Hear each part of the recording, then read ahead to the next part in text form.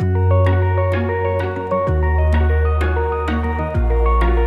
to the Leadership Roundtable, a podcast with Dr. Conway Edwards. And look who I have here with me today, Dr. Conway Edwards. Hey, everybody. Glad to be here again. It's been a little while, but we are ready and we will be on our rhythm. Again, it was a little tough during that whole season, and I think we can see a little bit of daylight now. And we've been through some things, and we've learned some things. Sure have. So today, as you're even listening to the podcast right now, if you want to go to visit1cc.com/leadership roundtable, you can grab the notes where you can follow along what we're going to be talking about today, which is the top 10 things we've learned, the top 10 things that have worked during this COVID season at our church. My. How many, to get to this 10, how many others had to not work? Right. Probably 50. We probably tried 50 different things, and these are the ones that we think perhaps have been the most helpful for our people and the constituency and the members and our guests that we serve. Yeah, and I think a lot of what this has to do with is trying to figure out how to, when everything's been taken away from us that we're used to, how to still make personal connections, meaningful connections. And we're going to roll through this list and kind of just talk about what it's been like, how we came up with these ideas, and how you might want to implement some of these. Don't feel like you need to go work on all of these and copy what we're doing, but just figure out what'll work for you and then just jump in. So the first one that we're going to talk about is a relatively new one we have called Pastor Chat. Yeah, so first of all of these things that we're telling you have come after a lot of trial and error, have come from things we've learned from other churches, have come from things we have brainstormed in our innovation sessions in terms of just how to be most effective when everything has been turned upside down. So the first one is Pastor Chat. I think it's one of the greatest things we could have ever done. So Pastor Chat is a little deal where it's on our website, and anybody at any time gets to just type a question in, and you get somebody live that's ready to answer, and it has worked wonders. So anytime during services, you can just tell somebody, hey, one of our pastors would love to talk to you online, and you can jump on and ask anything. When people are uncertain about something, they can jump on, ask it, we can answer it, and we can have real-time, immediate feedback, and it's not intrusive, meaning you don't have to call somebody.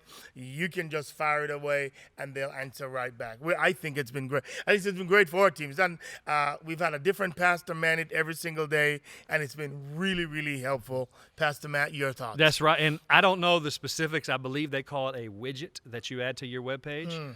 And it's just something you add to your webpage, and it pops up. And we use one called Tidio, Tidio. There's a ton out there, and it's got an app on your phone. So the different pastors or leaders you have manning the chat have an app, and when somebody goes onto our webpage, clicks on, just like customer service at any other webpage, clicks on Pastor Chat, they type in a question, and it notifies us on our phone, sends us a notification, and then we can chat live right there from our phone. And we've had questions from anywhere to when's the church open back up, to how can I give, to I need prayer, to I need counseling, you name it, or something's some crazy not working. ones. Yep.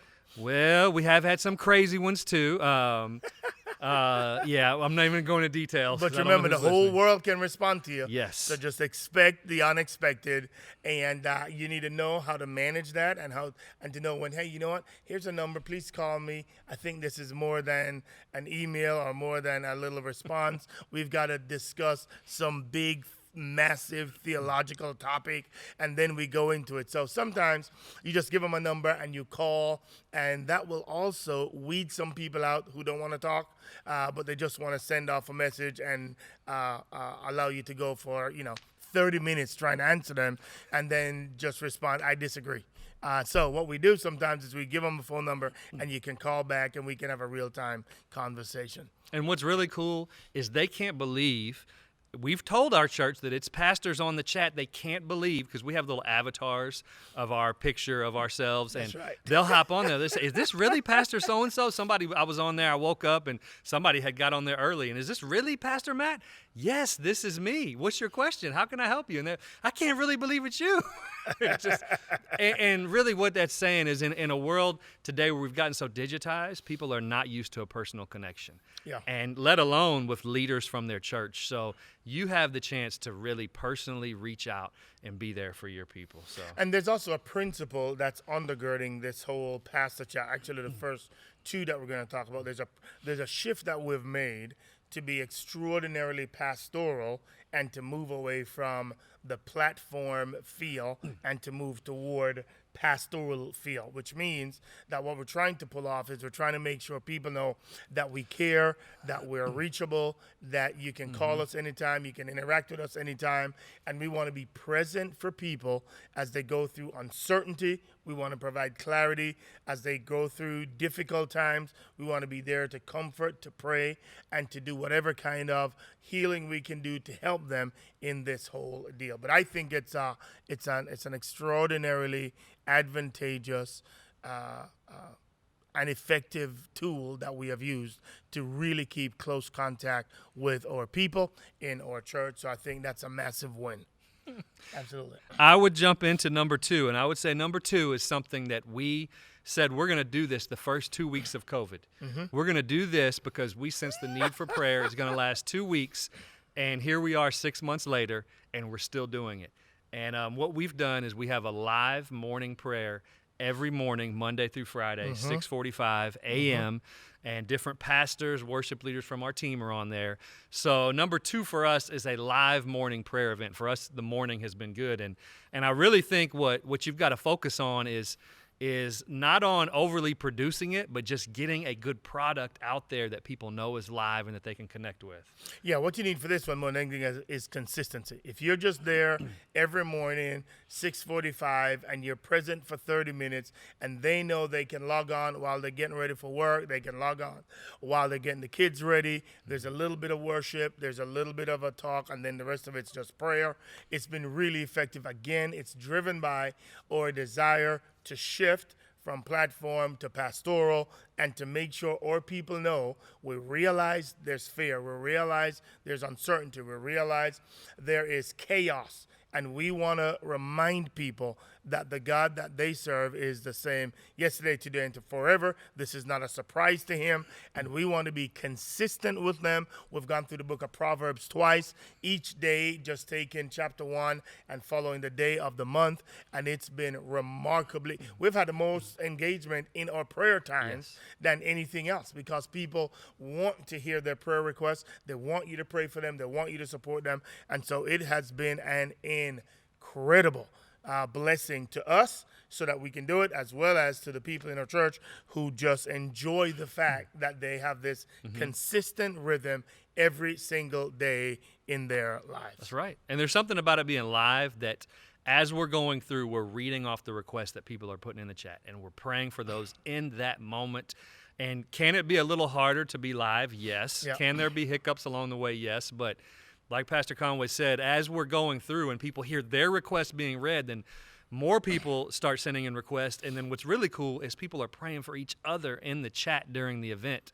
So it's really cool. just been an engaging, Yeah. great thing. Our next one I want to talk about is in the same vein of this shift from platform to pastoral, is this idea that every member, we sent a gift to every child, and we send a gift to every member of our church. If you're a part of our church, you got a gift that was mailed to your house. And I got this one from a dear friend of mine who was talking to somebody from Chick-fil-A, and the argument there was, how do we, in a world of screens, of views, how do you distinguish yourself and make sure they know that they're special, they're unique, they're not just a number? And what we've tried to do is just send a gift. And so we designed and came up with a gift that we thought was suitable for kids, one that we thought was suitable for adults. And all we've been doing for the last literally month or so is sending these gifts out. And everybody's getting it, and they're so surprised that their church loves them that much. But it's a personal touch. Each of the water bottles we gave away had the kids' names on it, and it was customized to them so that they know that they're not just another person, but they're somebody that our church cares about deeply and wanted to give them a very useful tool that they can use in their everyday life. And I'm telling you, family, it's been joyed. Every person that has received it has been thrilled, delighted, and cannot believe that their church cares about them that much. To give them a surprise gift, nobody was expecting it. We just thought we should bless them with it. And Pastor Matt, I think that's been one of the gold mines for us. It's been a home run, just even to see my daughter get her water bottle that I knew was coming, but with her name on it. And it's not a cheap water bottle either. That's right. It's That's a right. nice, I'm talking the aluminum-looking water bottle with their name, the logo, everything. It's been cool just to see kids light up and in a special note with their name on it inside telling them how much we miss them by name and how much we can't wait to see them again soon. That's been a winner, for real. The fourth one. Let's go to the fourth one is care calls. We have sought, again, to make a call to every person in our database. And we've simply said to them, hey, we want to know how you're doing. We want to pray for you. We want to here to support you. Is there anything we can do to alleviate the stress and the tensions in your world? And we've done that twice over this time, as well as asking our community group leaders to do the same thing. But it's been nothing short of remarkable every single time we've done it, because we're hearing from people. We're hearing them say, I can't believe you called me. We're hearing them share their requests. We're hearing them saying, man, you called at the perfect time. Thank you so much for caring about us and wanting to know how we're doing and what's going on in our worlds. That's been another home run, Pastor Matt. And the word has spread, because some people, when we call, they say, well, I was waiting on my call. So-and-so got a call. I was waiting on mine. And the word has spread that we're calling, we're checking in, no agenda, but just to pray, see how you're doing. And that's something easy. It really is easy. It just takes time. It's simple. Just divide it up with your staff, your team, and just go through, have a rhythm. Or your key volunteers. You don't have a staff yet. It's you and a couple volunteers. Just divide that up and just go at it. It might take 2 to 3 weeks. It doesn't matter. Just go one at a time and make sure you're praying for the people. We'll also give you some good insight as to where your people are, so you can learn how and what they need to hear. Perhaps it impacts your sermons and what you want to teach to the body during that season. But I think it's really, really helpful to hear and to get the heartbeat of your church. That's so good. I would say number 5 for us is going to be the fact that what we typically did before was we had a membership class every month, and we kept that going every month online. And what we were trying to intentionally do is say, hey, we don't want you to just consume. We want to be co-laborers together, and even while you're at home, you can join and become a partner with us at our church. Or we've done baptism classes online, and we've had people from all across the country, from this area, think through how they can be involved, how they can attend our membership class, and then we can get them plugged in. There's digital ways to serve. There's digital groups that they can get into, and really it gives everyone a chance to say, you know what, I can be a part of something bigger than myself, even when I can't be there in person. No, that's really good, and it's good because Matt just shared with you the second principle that drives a lot of the stuff we do. We're trying to make the shift from a consumer-driven culture to a contributor, or somebody who's a co-laborer with us. And so we're trying to make people not just want to be entertained by what we do on a weekly basis, but we want to make sure we're equipping the saints to do the work of the ministry. And in light of that, it is our responsibility then to process how can we mobilize this incredible force that God has given us and really give the ministry to them so that they can be who God's called them to be in their neighborhood. And so in light of that, a lot of people in our church have never become members or partners with us, and so we gave them that opportunity. And a lot of people from outside the area, in states, surrounding states, and all over the country, and even internationally, wanted to be a member of our church. So now we just gave them the opportunity to be a member by saying, hey, we're going to do all these digitally, and we'll keep these going, by the way. Even when we reopen, we're still going to have a digital class and a physical class, because what it does is it allows people that does not have the 2 hours to come to, we allow them now to do it online,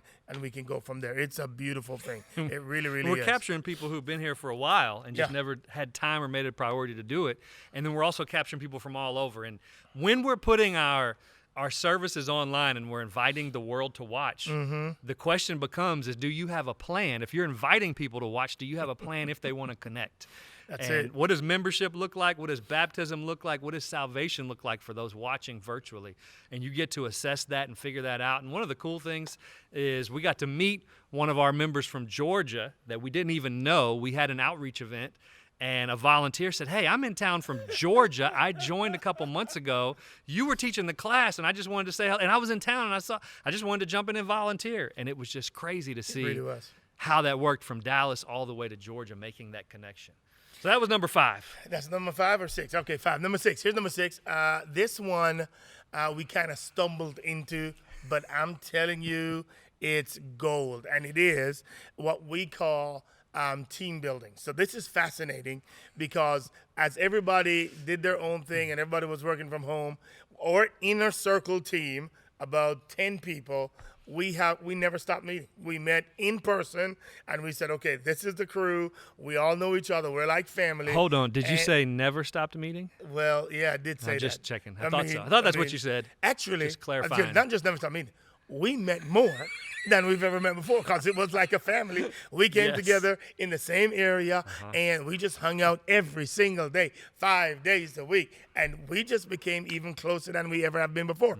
Actually, it actually helped us because it pruned our team, and there are some people that shouldn't have been on the team, and we graciously parted ways, and then we brought some other people on that were just superstars in this season, and we brought them into our team. And I'm telling you, we've got a team today that that's never been stronger, never been wiser, never been better leaders.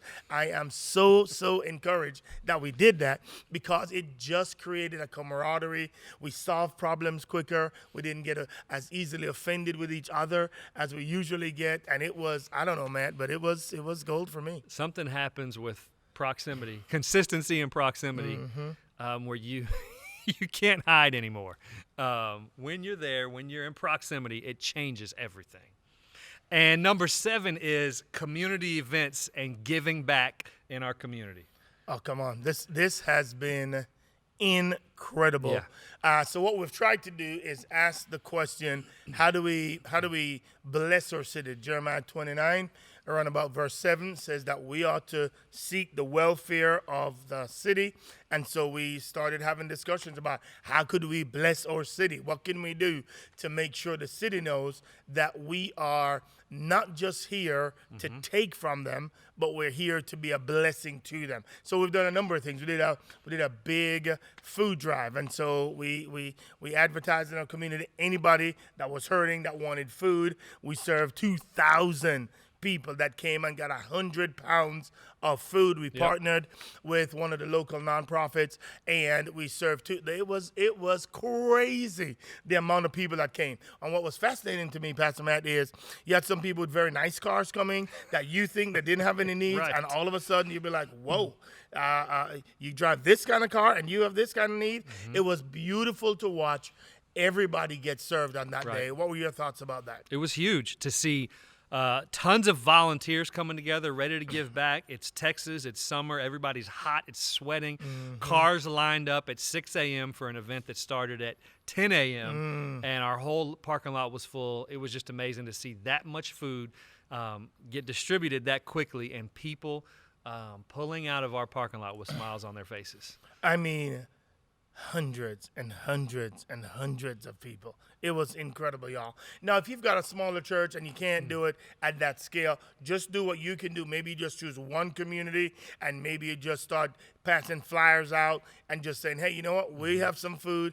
Get people in your church to give canned goods, and then just begin the process of finding ways to serve your community and making that kind of a statement. I'm just telling you, it was incredible for us. So it's been great. So, all right, let's go. That was number 7. Number 8 is this one's huge, because if you're at a church or a nonprofit, you've been trying to figure out, how do I reorganize? How do I give everybody meaning? The thing that's been huge for us is giving everybody on our staff a social media platform to learn, to be involved in, to be plugged into, and to be learning the ins and outs of, so that everybody has a chance to reinvent themselves. Because all the volunteer opportunities have changed. There are no ushers, there are no greeters, there are no first impressions, there are no kids people are not serving as much. And so now you've got this army of believers and volunteers, and you got to find something for them to do. So you've got to work really hard to reposition. So we had to come up with about 40 new responsibilities that we would give to our people, and a lot of them were linking into social media and how do they become brand ambassadors, how do they become digital evangelists online. We had to start another group, we call it the Gideon's Army, who is about 300 people whose job it is now to make sure that whatever we're doing, the word gets out. But you've got to process, how do you reposition people to significant ministerial roles as you rebrand, reorg, and reorganize yourself for the future. So I think that's a massive deal. And so whether it's the YouTube channel, whether it's your Facebook channel, whether you have some other form of channels, you want to make sure you've got volunteers on each of those answering questions all day long, not just on the weekends, but all week long, and managing each of those. And we call them the platform champions. And so their job is to champion that platform, own that platform, develop those volunteers, learn as much as they can, and then train their other volunteers so that we get better and better and better at it. But we have to reposition people so that they have meaningful work, because they're learning habits, and the habits that they're learning, they're unlearning the ones that used to be there with them.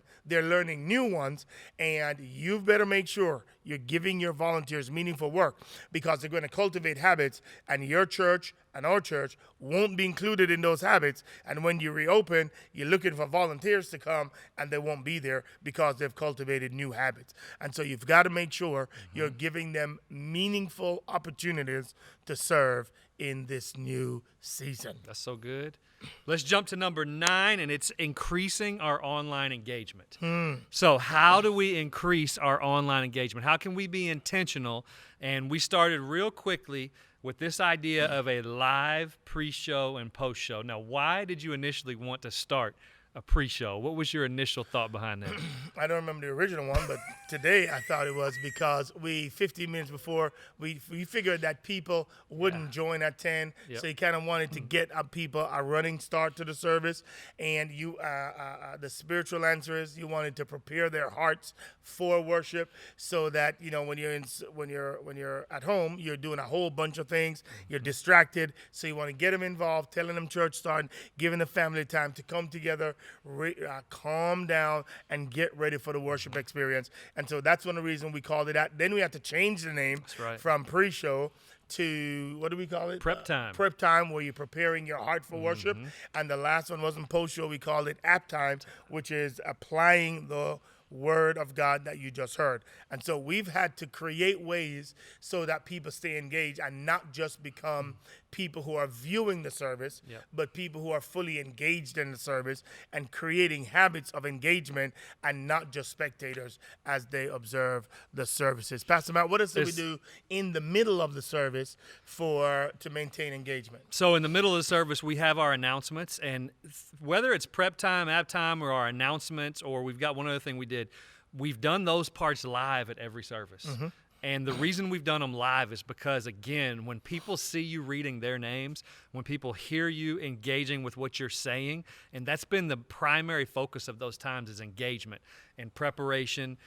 Even if it's communion day, hey, get your bread, get your juice, just preparing for the day. And even throughout our announcement time, that's been engaging. We created a new segment called Church and Culture in the middle of our service, where we even have a moment now where we try to talk about what's going on in today's culture and how that interacts with the church, and how we can be a light or a lighthouse in the middle of culture. So all of those times are meant to increase engagement, and throughout the sermon, thinking of hashtags or catchy lines in the sermon that a question we can ask with our online team to keep people engaged. And how often do we post on social media during the live feed?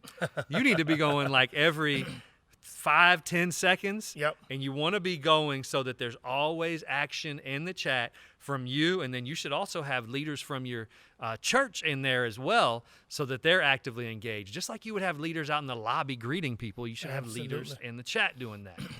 And I think that's very important for really a number of reasons, but it's important to get tweetable things that people can hear and engage with, to get a hashtag that you can play all the way throughout. Right now, we're doing a series on it. It's called hashtag Make the Shift, and it should be done all the time. We try to encourage our people, anything they hear that they would normally say amen for in a service, they should be pressing the like or the love button just to make sure they stay engaged. And you would be surprised how many people, because you're engaged, they get engaged too. And so the goal there is just to keep people connected, because if they are not, then they're going to go drift away and do something else, okay?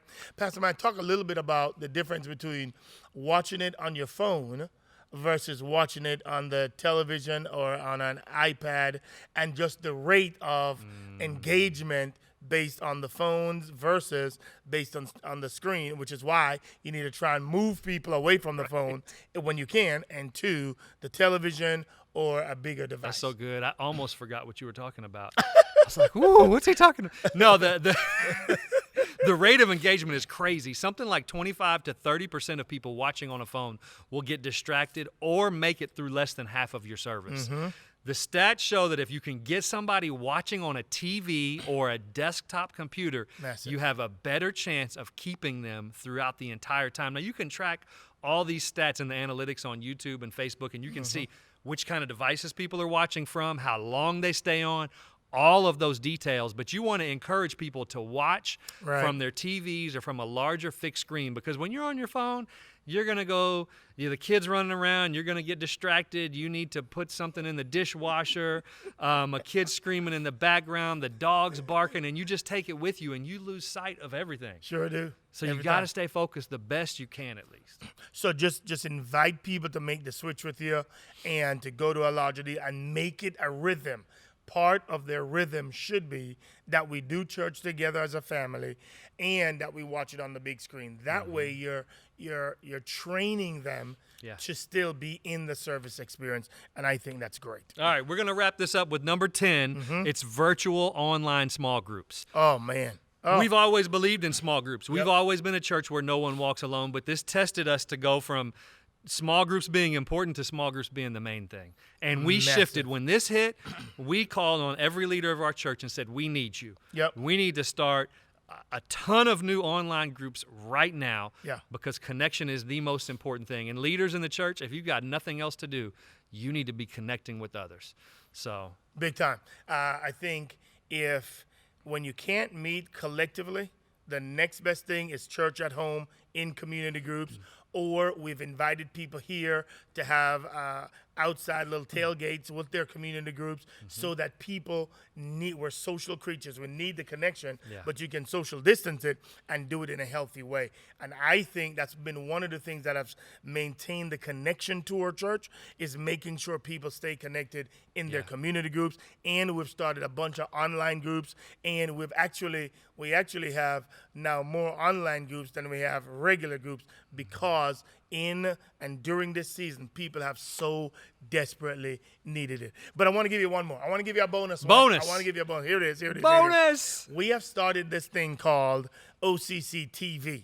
And this is where we give shows out, things we're doing every single day. We've got 2 or 3 things we're doing on YouTube or on Facebook, where it's just content we're providing for people. It can be content for couples, content for singles, content for young adults, content for kids, content for business people. We've just created content so that people can stay engaged all the way through the process. And so you've got to ask yourself, what do you do very, very well? Find 1 or 2 things, and then create the content for that and just provide it on a weekly basis, on a every other day basis. But you've got to create and ask the question, what do we do well? How How do we create content for people that we think we really have a voice and a passion about, and releasing it for people? That's what I call a side door to your church. On Sundays, some people never watch your church on Sunday because they're going to either their own church or they don't care about church. But then when you do all this other content where you're providing it for people, you're trying to support people, you're trying to love people, you're trying to help them through this difficult time, then you get a side door so that you can be a blessing to people as well. Your assignment then is to figure out, what do you do best and how can we be a blessing to people? That make sense? I love it. Figure out what is your sweet spot and how do I turn that into something digital that can help people. So we want to thank you again. If you go to our webpage, visit 1cc.com/leadership roundtable, you'll see this list where you can follow along. And like we said in the beginning, figure out what works for you and implement those. And just remember also that for these 10 or 11 that we shared, there's probably 50 that didn't work. Absolutely. So you've got to keep trying. You've got to press through and figure out what works best for you. We want to thank you for listening in today. It's been a great time connecting with you. And if this has been helpful for you, it'd be an honor for us if you'd go out there and rate us on iTunes or wherever you listen in, or if you'd also share this with somebody who you think it would be helpful for. Thank you again. Appreciate it. Thanks, you guys. We'll see you next time.